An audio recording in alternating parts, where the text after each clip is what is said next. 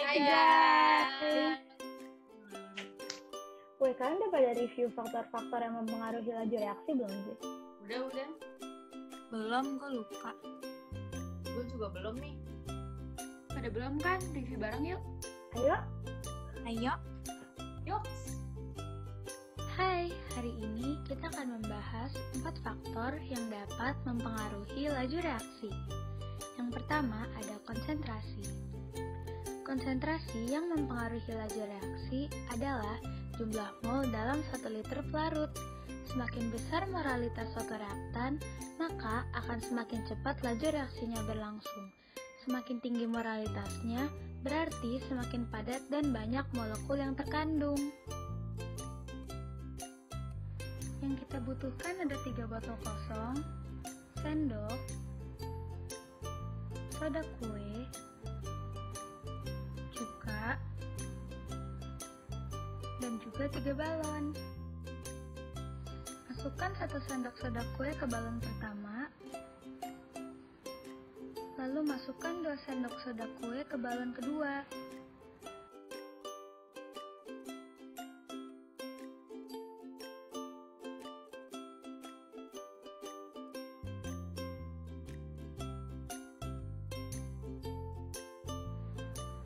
Lalu masukkan 3 sendok soda kue ke balon ketiga.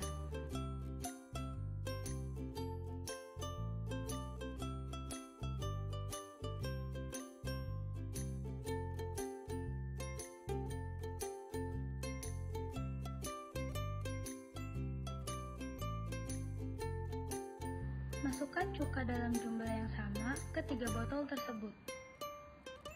Lalu pasangkan ketiga balon yang sudah diisi dengan soda kue ke atas botol.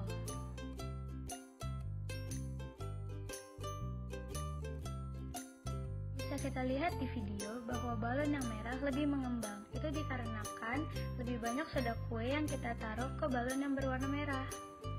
Percobaan yang kedua, kita membutuhkan cuka, cangkang telur yang sudah dipotong menjadi 1 cm, 3 gelas, air, dan juga sendok. Tuangkan 4 sendok cuka ke dalam gelas pertama,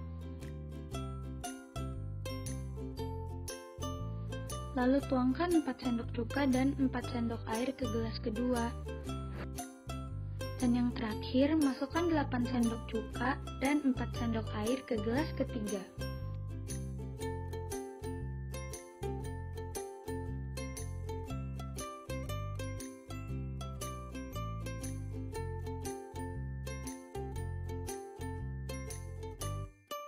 Yang kedua ada luas permukaan.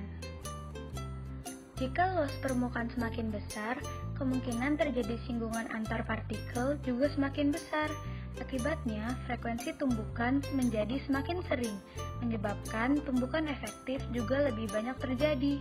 Frekuensi tumbukan efektif meningkat, laju reaksi juga meningkat. Yang dibutuhkan adalah 1 pil CDR, CDR yang sudah dibagi menjadi 2, CDR yang sudah dijadikan bubuk, gelas, dan juga air. Pertama-tama masukkan CDR yang sudah dijadikan bubuk.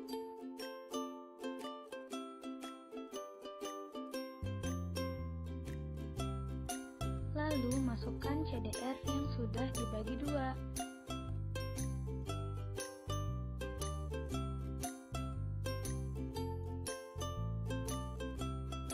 Dan yang terakhir, masukkan pil CDR yang masih utuh. Bisa kita lihat bahwa CDR yang masih utuh memakan waktu paling lama untuk larut. Itu dikarenakan pil CDR yang masih utuh memiliki luas permukaan yang paling besar. Yang ketiga ada suhu.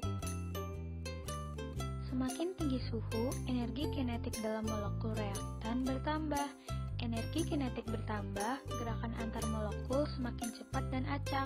Frekuensi tumbukan yang terjadi juga semakin besar, tumbukan efektif semakin banyak, laju reaksi semakin cepat. Yang kita butuhkan ada CDR, 1 gelas berisi air dingin, 1 gelas berisi air dengan suhu ruangan, dan 1 gelas berisi air panas. Masukkan ketiga CDR dalam waktu yang bersamaan. Bisa kita Kita lihat bahwa CDR yang dimasukkan ke dalam air dengan suhu yang lebih tinggi lebih cepat larut. Itu dikarenakan semakin tinggi suhu, semakin cepat juga laju reaksinya. Yang keempat ada katalis. Katalis adalah zat yang dapat mempercepat laju reaksi tanpa mengalami perubahan kimia secara kekal ataupun permanen, sehingga pada akhir reaksi zat tersebut dapat diperoleh kembali. Penambahan katalis mengakibatkan terbentuknya tahap-tahap reaksi tambahan yang memberikan jalan lain dengan energi pengaktifan atau energi aktivasi yang lebih rendah.